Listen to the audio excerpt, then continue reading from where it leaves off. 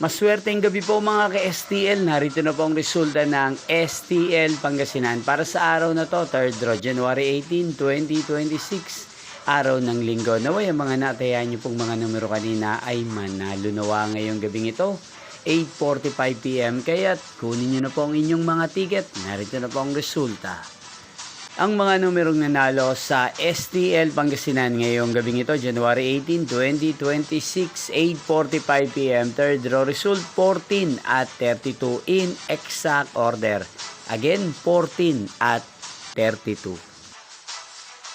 At ngayong gabing ito sa STL Pangasinan, natin pong i-shoutout ang lagi pong nanonood sa channel na to, si Ate Merly ng Pangasinan. Shoutout po sa inyo, Ate Merly. Sana po ay nasa maayos kayong kalagayan. At sa lahat po ng mga taga Pangasinan, shoutout po sa inyo. Inyo pong napanood ang resulta ng STL Pangasinan.